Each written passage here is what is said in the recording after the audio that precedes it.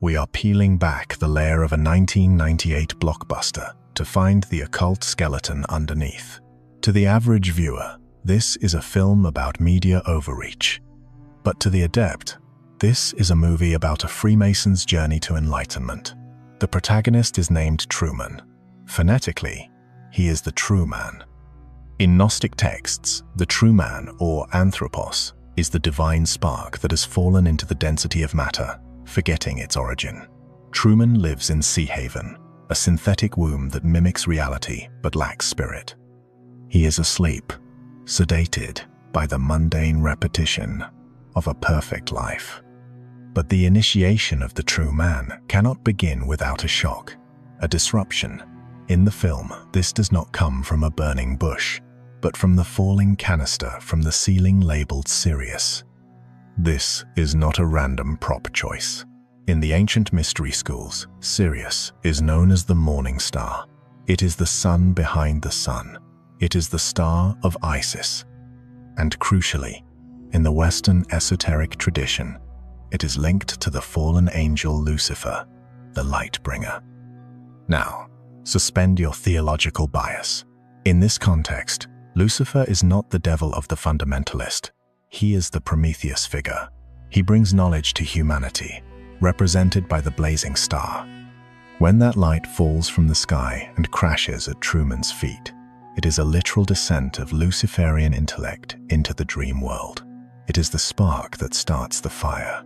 The artificial sky has cracked. The dome has been breached. Truman picks up the star. He inspects it. This is the first moment of gnosis. He holds the evidence of the false reality in his hands. But notice where he stands when this realization hits him. The camera pulls back to reveal the geometry of the street. In this shot, we see the fallen star Sirius between two pillars.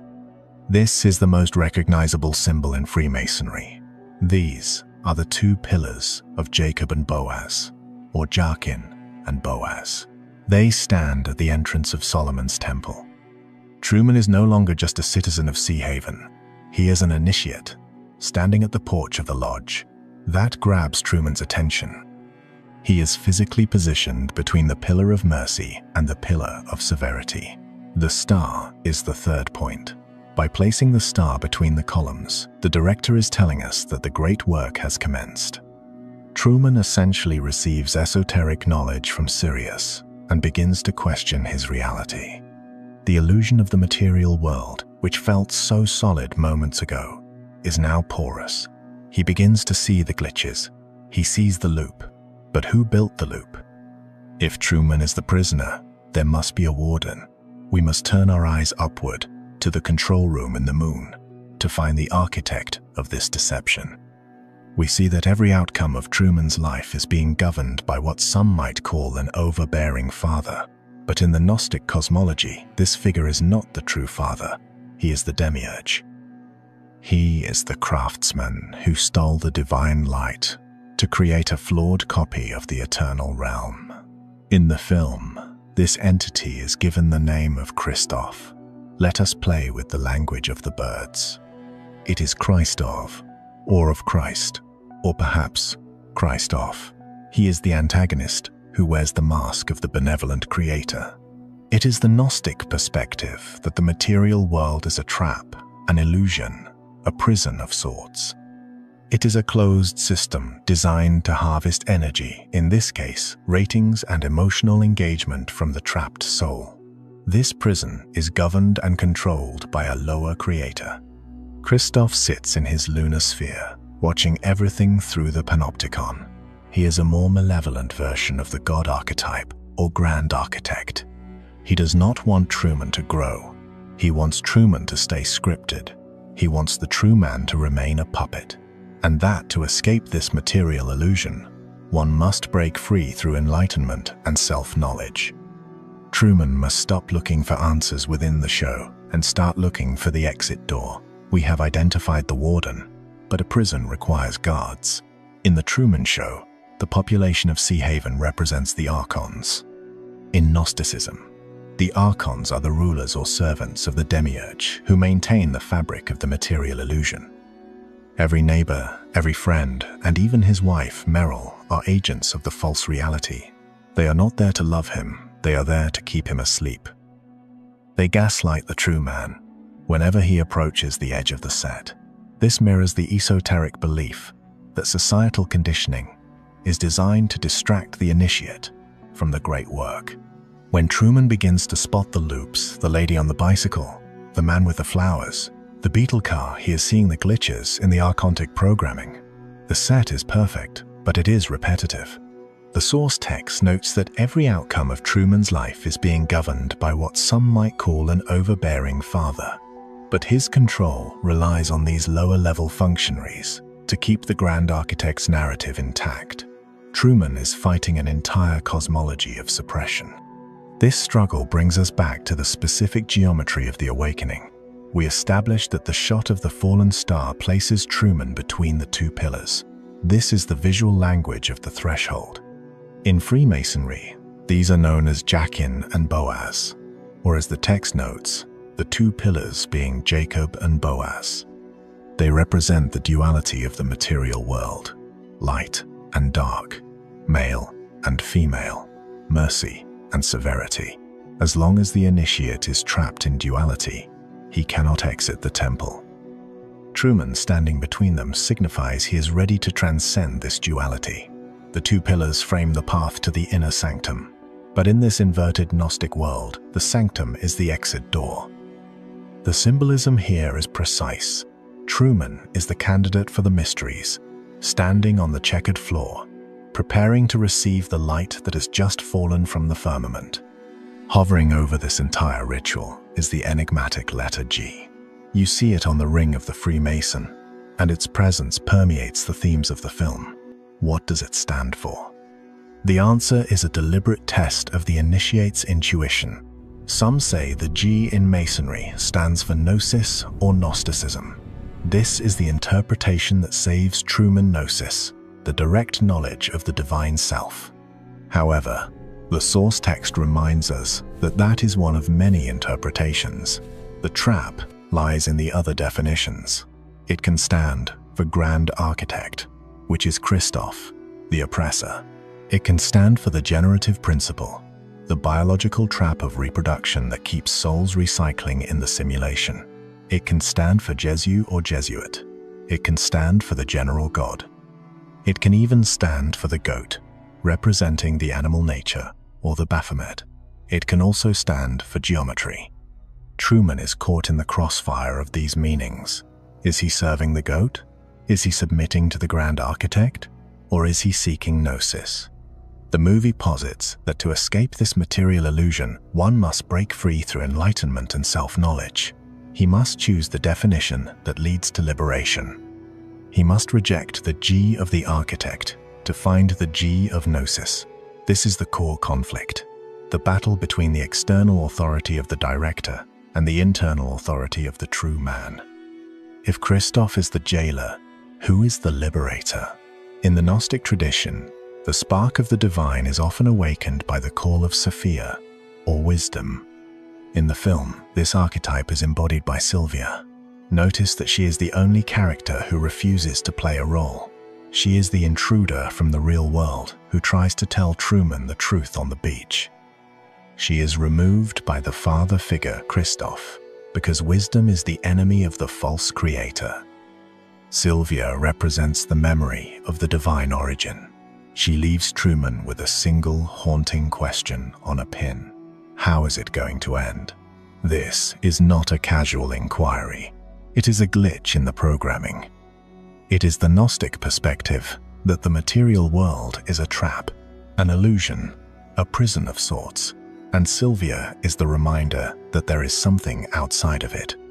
She is the connection to the pleroma, the fullness of God, which exists beyond the dome. Truman's obsession with finding her is not just a romance. It is the soul's desperate longing to return to its source. He is reconstructing the face of wisdom from magazine clippings, piecing together the truth that has been shredded by the archons. This longing manifests as a desire to go to Fiji, but we must understand that in the context of the film's esoteric geography, Fiji is not a place on a map. It is the Antipodes. It is the furthest possible point from Sea Haven. It represents the spiritual realm outside the dome. Truman wants to go there because he intuitively knows that the world he lives in is an illusion, a prison of sorts. Fiji is the code word for the exit. It is the uncreated world, the place where the script does not exist. The archons, the travel agents, the bus drivers, the news anchors throw up every obstacle to prevent this journey. They offer him terror warnings, broken engines, and nuclear leaks. Why? Because the lower creator cannot allow the initiate to leave the simulation. To go to Fiji is to deny the authority of the Grand Architect. It is to choose the unknown over the safety of the perfect prison. To reach Fiji, Truman must face his greatest fear, the water. The ocean in this film is the boundary of the known universe. Psychologically, it represents the subconscious mind and the emotional chaos that keeps humans trapped. Christoph instilled this aquaphobia in Truman by killing his fictional father in a boating accident. This is trauma-based mind control. The demiurge uses fear to keep the subject within the bounds of the set. When Truman steps onto the boat, the Santa Maria, he is breaking the primary conditioning of his life. He is sailing into the abyss. This is the water trial. It is the alchemical process of solutio, the dissolution of the ego. Christoph ramps up the storm to hurricane levels. He is trying to drown the true man to save the show. But Truman ties himself to the mast. He screams, "Is that the best you can do?" This is the pivotal moment of gnosis. He realizes that the physical danger is also an illusion generated by the control room. He conquers the fear of death. And by conquering the water, he conquers the emotional manipulation of the demiurge. He sails until the bow of the boat pierces the sky. He hits the wall. The water was not infinite. It was just a painted perimeter. The fear was a lie. The boat has struck the horizon. Truman stands up. He touches the wall of the sky. This is the moment the film stops being a narrative and becomes a Masonic tracing board. He finds a hidden staircase. Now, we must apply the numerology provided by the architecture itself. If you freeze the frame and count the steps as Truman climbs, here we can see 16 steps, but look closer. The camera lingers on the water below. This is a visual invocation of the Hermetic maxim, as above, so below.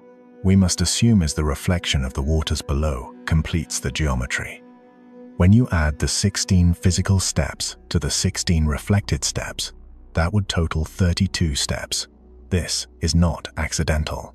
In the Scottish rite of Freemasonry, there are 32 degrees of varying initiation. The 32nd degree makes you a master of the royal secret. Truman has climbed the 32 steps. He has mastered the secrets of the dome.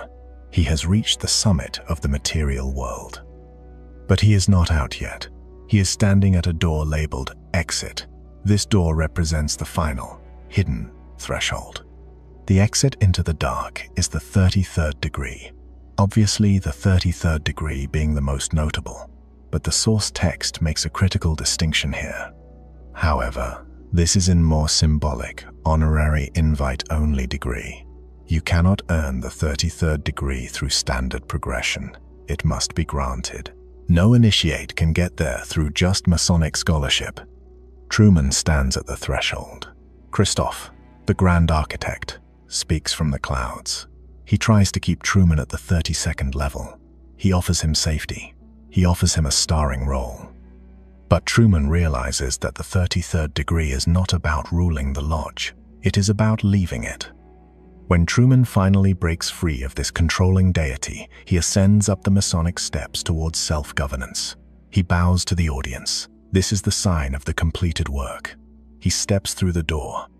He passes from the square of the studio to the compass of the infinite. He achieves the 33rd degree by vanishing. The screen goes to static. The viewers in the bar cheer and change the channel. The illusion is broken, but the system remains. And as the credits roll, we find one last fingerprint of the elite. It is also somewhat interesting that Richard Rothschild was one of the producers of this film. Shout out to him. The presence of a Rothschild name attached to a film about a false reality constructed by a hidden elite is the ultimate wink to the audience. Is The Truman Show a warning, or is it a revelation of the method? The film tells us that the world is a stage, the director is a demiurge, and the exit is hidden in plain sight. Truman underwent this journey of Gnostic enlightenment and broke free of his controlling father. The question the film leaves us with is simple. Are you still watching the show, or are you ready to find the stairs? If you are ready to leave the studio, make sure to like and subscribe. The algorithm is designed to keep you in the loop, so break the cycle by sharing this video with those who are still sleeping. Leave a comment below if you noticed any other symbols of the grand architect that we missed. Join us next time as we continue to deconstruct the illusion. Stay awake.